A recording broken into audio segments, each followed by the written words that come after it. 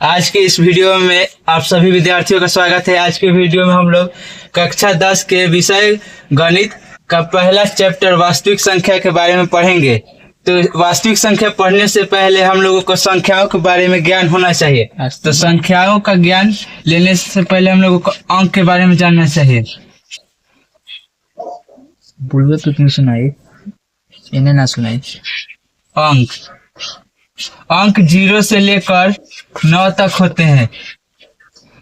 तो साइलेंट बोलना, माइक सुन लेगी। अंक की कुल संख्या 10 होती है।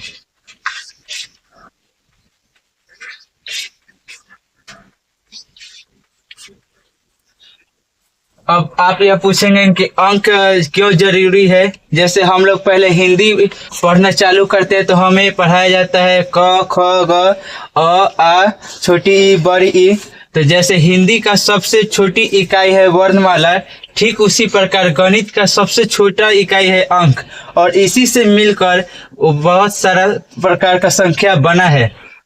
तो अंक कितने होते हैं? 10 होते हैं। अंक का शुरुआत 0 से होता है और खत्म 9 पर होता है। सबसे छोटा अंक 0 होता है और सबसे बड़ा अंक 9 होता है।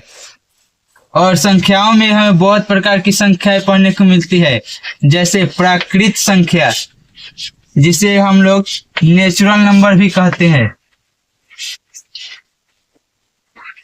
नेचुरल नंबर्स,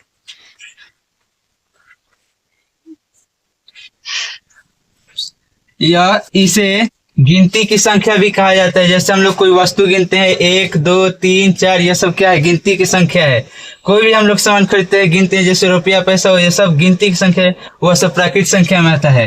प्राकृत संख्या 1 से शुरू होता है और यह अनंत तक जाता है।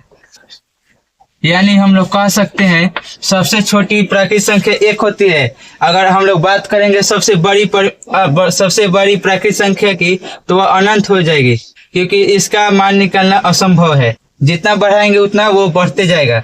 और इसके बाद आता है ठीक पूर्ण संख्या।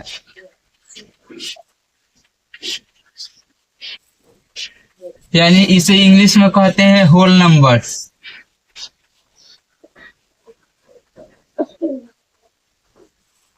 पूर्ण संख्या इसे होल नंबर कहते हैं।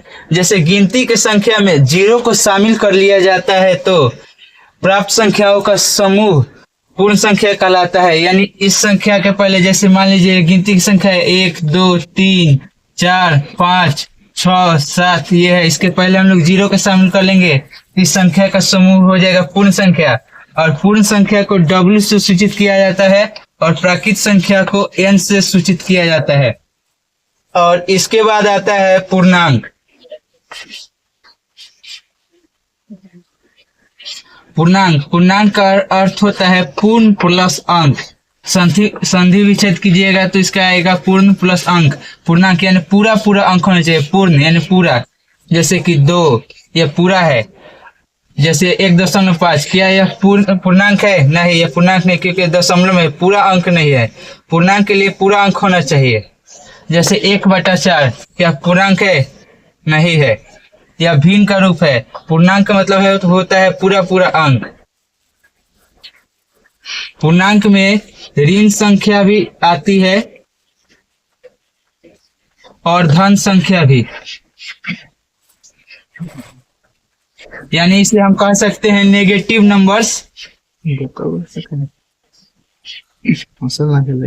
नेगेटिव नंबर्स भी कह सकते हैं इसको, और इसको पॉजिटिव नंबर।